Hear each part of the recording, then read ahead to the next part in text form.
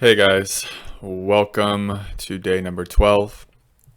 Today I wanted to talk about something I'm going through, something today's meditation really shined a light on and brought a lot more awareness to, which is the ways in which I give my power away, the ways in which us empaths give our power away and therefore drain our energy.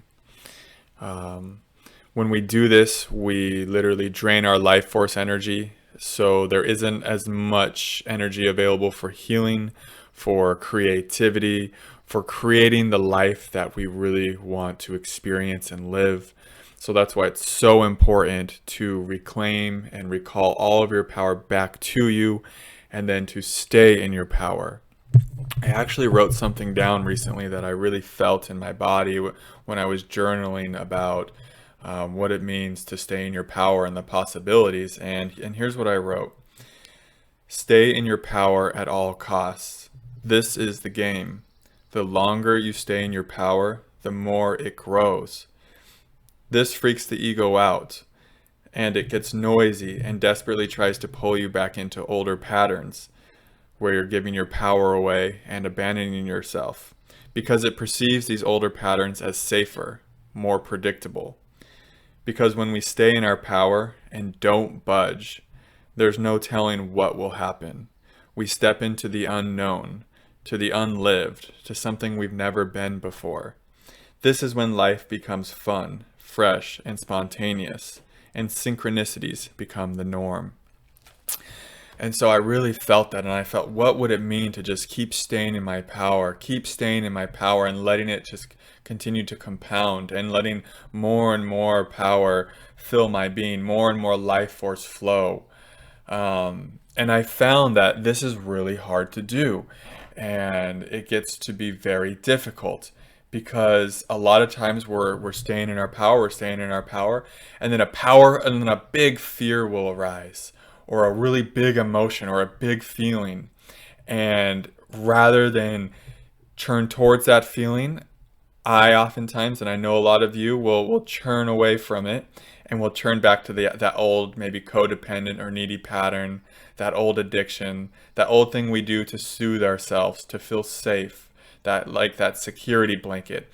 And when we do that, we just drain our power away, and we give it away, and our life force energy diminishes, and then we start to deplete ourselves, and we find ourselves in this familiar place where we're feeling powerless.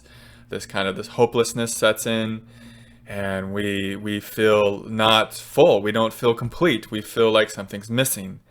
That's because something is missing, and that's our power. We have just given it away because we were stepping into the unknown. Our power was accumulating, and then all of a sudden a big feeling that's afraid of the unknown, that's afraid of what could happen when we keep harnessing our power and our life force. Those big feelings come up, that ego insecurity, that ego terror. Because a lot of times when we allow our power to keep accumulating and growing, that means the death to an old part of us, an old pattern. And if we think we are that old pattern, if we think we are that old aspect of ego, then we're gonna cling on to that old pattern, and we're going to fall victim to it.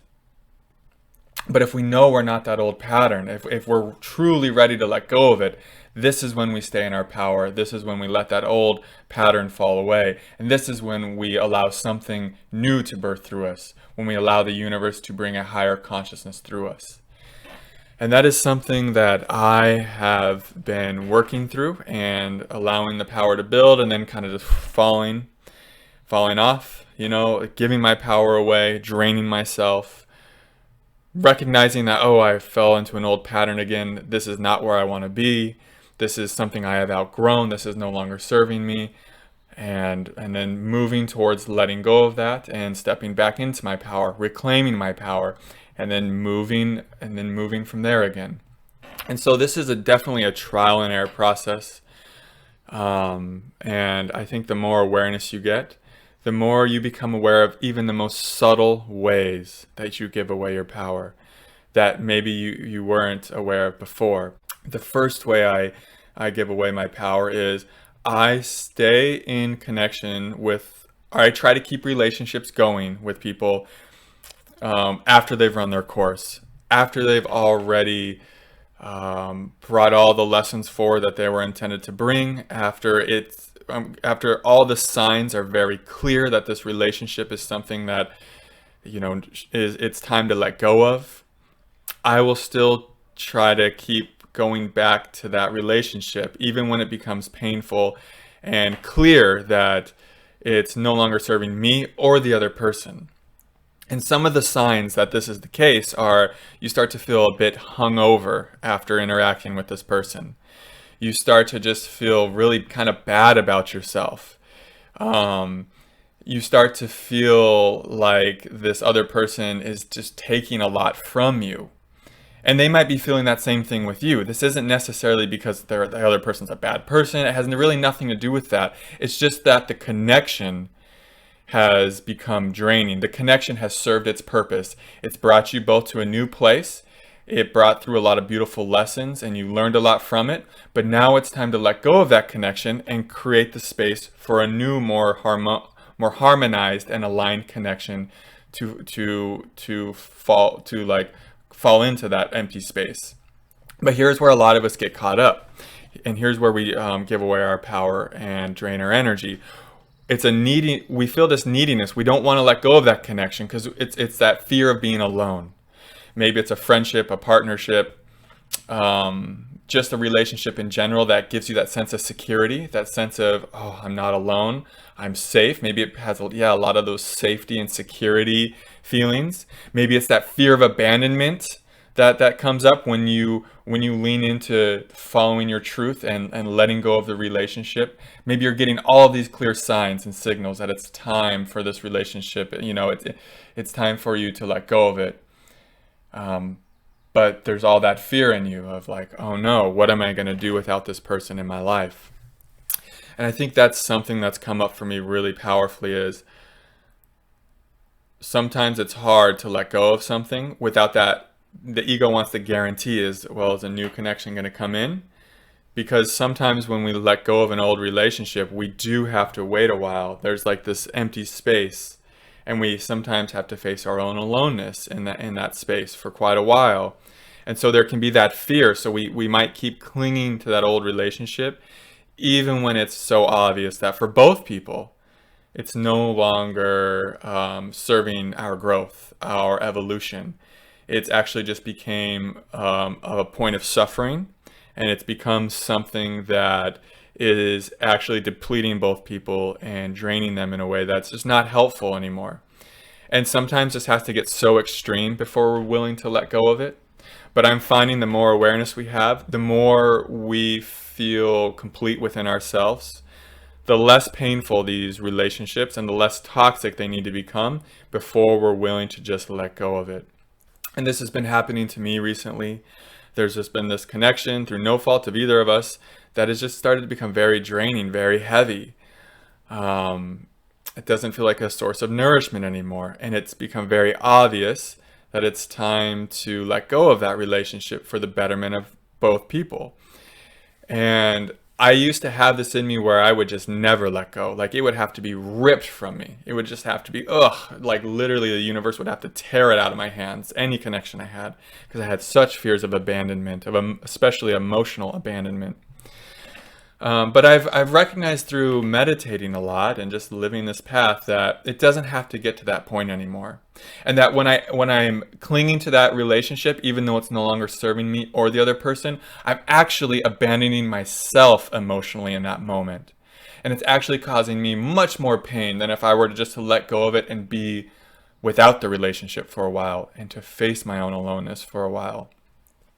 And so that's something that's really come to the surface for me in these 12 days of meditation. That's a big place where I've given away a lot of my power, and that's depleted my energy. And this latest thing I'm going through, I'm meeting that same type of you could say issue, that same type of wound, the wound where a relationship feels misaligned, but we still keep hanging on to it out of neediness and codependency. I'm meeting that same wound, but from a higher place of consciousness. So I can see what's happening more clearly. I can see the effects of it like more succinctly than I could maybe a year ago or 2 years ago. And so there's more of this willingness now to just let really nature take its course, evolution take its course, and to surrender this relationship for the greater harmony of both of our growth and expansion.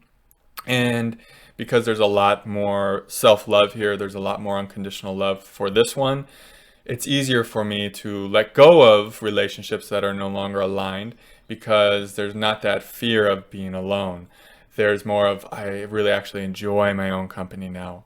I savor solitude. I savor aloneness. When loneliness arises, it's welcomed now. There's more of an embrace. Whereas in the past, when loneliness would arise, it was just like, how can I escape this? I don't care if this other person, if it's toxic between us. It's better than facing loneliness. It's better than facing my own aloneness. Whereas where I'm at now, that's just not the case.